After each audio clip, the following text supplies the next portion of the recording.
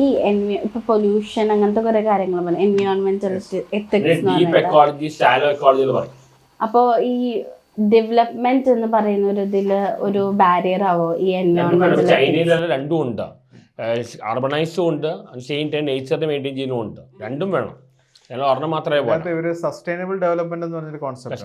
Sustainable എന്ന് പറഞ്ഞാൽ നമ്മളുടെ നിലവിലെ എക്കോസിസ്റ്റം, നമ്മളുടെ എക്കോളജിക്കൽ ആയിട്ടുള്ള സെൻസിറ്റീവ് ഏരിയാസിനെയൊക്കെ മെയിൻറ്റെയിൻ ചെയ്തു ഒപ്പം തന്നെ പ്രകൃതിയെ നശിപ്പിക്കാതെ നമ്മൾ ഡെവലപ്പ് ചെയ്യാന്നുള്ളതാണ് സസ്റ്റൈനബിൾ ഡെവലപ്മെന്റ്. അതാണ് കുറച്ചുകൂടെ നല്ലതെന്നാണ് ഈവൻ യുണൈറ്റഡ് നേഷൻസിന്റെ പോളിസി പോലും പറയുന്നത്. ഇപ്പം നമ്മുടെ കേരളത്തിലെ സിറ്റുവേഷൻ പറയുന്നത്, ഇപ്പോൾ വയനാട് ഒരു എക്കോ സെൻസിറ്റീവ് ഏരിയ, അതുപോലെ കേരളത്തിൽ ഒരുപാട് സ്ഥലങ്ങൾ എക്കോ സെൻസിറ്റീവ് ആയിട്ടുള്ള റീജിയൻസ് ഉണ്ട്. അവിടെ നിന്ന് നമുക്കൊരു ഇൻഡസ്ട്രിയൽ ഡെവലപ്മെന്റ് ചെയ്യാൻ പാടില്ല, പോസിബിൾ അല്ല. കാരണം നമ്മൾ അവിടെ പ്രകൃതിയെ, അതാണ് വയനാട്ടിൽ ആ ഒരു ഗാഡ്കി ഒരു റിപ്പോർട്ടുണ്ട്, അവർ നേരത്തെ പറഞ്ഞു ഇത് എക്കോളജിക്കലി ഫ്രജൈലായിട്ടുള്ള ഏരിയ ആണ്, ഇവിടെ ചെയ്യാൻ പാടില്ല എന്ന് പണ്ടേ പറഞ്ഞാണ്.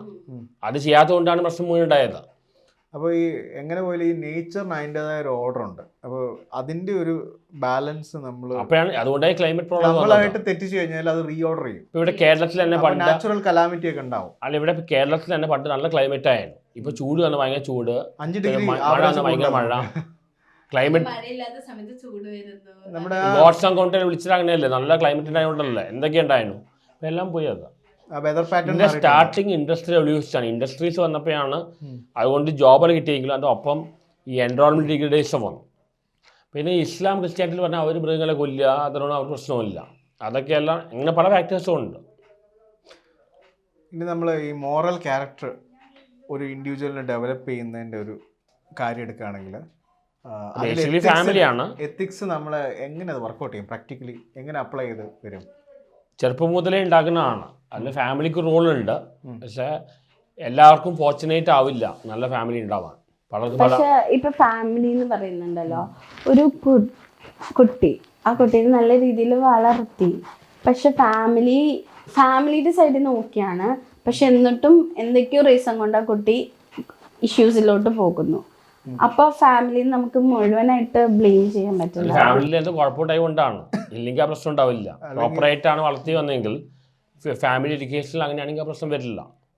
ഞാൻ ചില ഭയങ്കര റിലീജിയസ് ആയിട്ടുള്ള കൺട്രി ഫാമിലിയിലെല്ലാം പിള്ളേർക്ക് ഞാൻ കണ്ടിട്ടുണ്ട്, പിള്ളേർ അവർക്ക് ഫ്രീഡം ഉണ്ടാവില്ല, ഒന്നും ഉണ്ടാവില്ല. പക്ഷെ അവസാനം ഒരു സ്റ്റേജ് കഴിയുമ്പോഴേക്കും ഫ്രീഡം കിട്ടുമ്പോൾ അവർ പല പ്രശ്നങ്ങളിലേക്ക് പോകുന്നുണ്ട്. അതെല്ലാം കണ്ടിട്ടുണ്ട്, എൻ്റെ കൂടെ പഠിച്ച പിള്ളേരെല്ലാം കണ്ടിട്ടുണ്ട്. അത് കറക്റ്റാണ്. ഈ ഫ്രീഡം ഇല്ലാതെ ഫ്രീഡം ഉണ്ടാകുമ്പോൾ ഭയങ്കര റിലീജിയസ് ആയിട്ടുള്ള ഫാമിലിയിലായി ക്രിസ്ത്യൻ ഫാമിലീസിലുള്ള ഭയങ്കര അവരുടെ എല്ലാ പിള്ളേർക്ക് അവർ ഫ്രീഡം കിട്ടിയപ്പോൾ അവർ ശരിക്കും പൊളിച്ച് ആയ നാശമുണ്ട്. നമ്മൾ ബാംഗ്ലൂരൊക്കെ പോയി ജോലിയൊക്കെ ചെയ്യുന്ന സമയത്ത് ബാംഗ്ലൂരുള്ളവരെല്ലാം മോശമാണെന്നുള്ളൊരു ഇമേജൊക്കെ ഉണ്ടായിരുന്നു. അത് ഈ സംഭവമാണത്. കേരളത്തിൽ അടച്ചു വളർത്തപ്പെട്ടവരെല്ലാം ബാംഗ്ലൂരുമായിട്ട് എൻജോയ് ചെയ്യും, പെട്ടെന്ന് ഫ്രീഡം കിട്ടുന്നത്. അല്ല, ആക്ച്വലി ഉണ്ട് കേട്ടോ. നമ്മൾ ആദ്യം even first time when I went to Delhi for my graduation, നമുക്ക് ആദ്യം ഒരു മറ്റേ എന്താ ജയിലിൽ നിന്നൊക്കെ ഇറങ്ങി. അപ്പം നമ്മൾ അർബൻ ലൈഫ് എക്സ്പ്ലോർ ചെയ്യുകയാണല്ലോ സ്കൂളിൽ നിന്ന് കോളേജിലേക്ക് കയറുമ്പോൾ. അപ്പോൾ നമ്മൾ ഓട്ടോമാറ്റിക്കലി ആ ഒരു സൊസൈറ്റിയും അർബൻ സെറ്റിങ്സുമായിട്ട് നമ്മൾ ഇൻ്റഗ്രേറ്റ് ചെയ്തു. അപ്പോൾ ഓട്ടോമാറ്റിക്കലി നമ്മുടെ തോട്ട് പ്രോസസ്സ് എല്ലാം ആ ഒരു ലെവലിലായിപ്പോയി. പിന്നെ ഇപ്പോൾ വരുന്ന പ്രശ്നം എന്ന് വെച്ച് കഴിഞ്ഞാൽ കോവിഡ് കഴിഞ്ഞിട്ടാണ് ഞാൻ ദുബായിൽ നിന്ന് തിരിച്ചു വന്ന് കേരളത്തിൽ വന്നത്. അപ്പോൾ ഇപ്പോൾ പ്രശ്നം എന്ന് വെച്ചാൽ ഞാൻ ഈ ലോക്കൽ സൊസൈറ്റിയായിട്ട് ഫിക്സ് ആവുന്നില്ല. കൾച്ചറലി നമ്മൾ അവരുമായിട്ട് ടോട്ടലി ഡിഫറെൻ്റ് ആയിപ്പോയി. ഇപ്പോൾ കല്യാണമൊക്കെ നോക്കിയ സമയത്തും ഇത് തന്നെയായിരുന്നു പ്രശ്നം. ഞാൻ 3 പെണ്ണ് പോയി കണ്ടു കേട്ടോ. 2 നാട്ടിലുള്ളതായിരുന്നു. അപ്പോൾ അതങ്ങനെ ഈ റിലേഷനിലൊക്കെ വരുമല്ലോ. അപ്പോൾ അവർ എക്സ്പെക്ട് ചെയ്യുന്ന കൾച്ചറൽ എക്സ്പെക്റ്റേഷനും നമ്മുടെ പേഴ്സണാലിറ്റിയും ഓപ്പോസിറ്റാണ്. പിന്നെ മൂന്നാമത്തെ ഞാൻ കുറച്ച് എനിക്കത് മനസ്സിലായി. അപ്പോൾ അത് third one was born and brought up in Bangalore. പിന്നെ അത് നടക്കാത്തതിൻ്റെ റീസൺ എന്ന് പറഞ്ഞാൽ ഞങ്ങൾ രണ്ട് ഇതായിപ്പോയി, സമുദായമായിപ്പോയി. ഞാൻ കാത്തലിക്കും, പുള്ളിക്കാരി ഈ മർത്തോമ, അങ്ങനെ ആയിപ്പോയി. അപ്പോൾ അവർ ഈ ഒരു റിലീജിയസ് കസ്റ്റംസ് കൾച്ചറൽ ക്ലാഷ്. എനിക്ക് പ്രശ്നമില്ല, അവർക്കാണ് ഇതൊക്കെ. അവർ കൺസർവേറ്റീവ് ഫാമിലീസിന് ഇങ്ങനെയുള്ള കുറേ പ്രശ്നങ്ങളുണ്ട്. അപ്പോൾ അതൊക്കെ മനസ്സിലായപ്പോൾ ബേസിക്കലി റീജിയണൽ പറയെങ്കിലും മനപ്പൊരുത്തൽ സംഭവമുണ്ട്.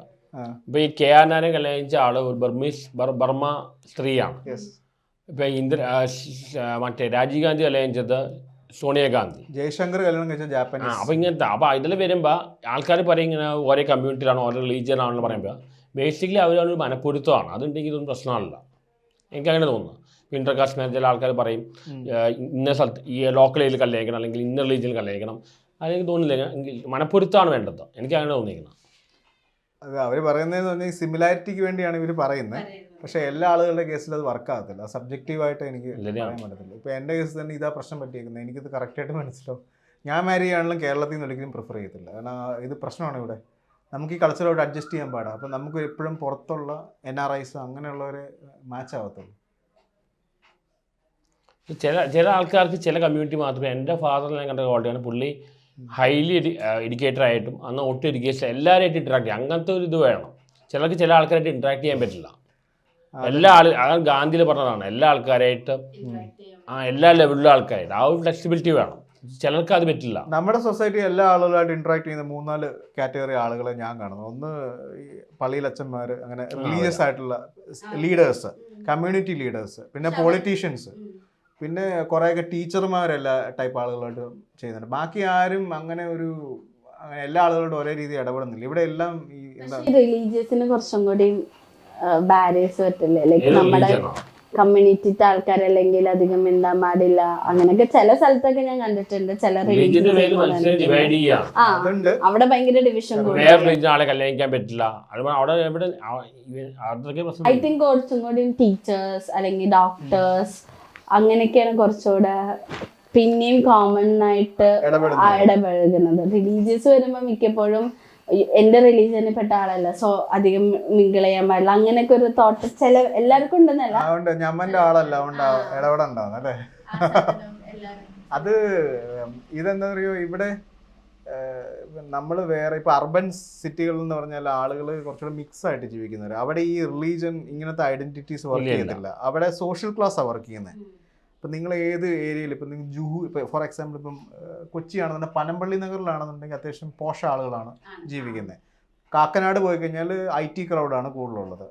ആലുവ പോയി കഴിഞ്ഞാൽ കുറച്ചുകൂടെ കൺസർവേറ്റീവ് ആയിട്ടുള്ള ആളുകളാണ് കൂടുതൽ. കളമശ്ശേരി പറഞ്ഞു കഴിഞ്ഞാൽ എന്താണ് ആറാട്ടണ്ണന്റെ ഞാൻ ആറാട്ടണ്ണ കളമശ്ശേരി മാത്രമൊന്നല്ല, ലോകം മുഴുവൻ മലയാളീസിൽ അറിയാം. അല്ലാതെ കളമശ്ശേരി മാത്രമൊന്നല്ല.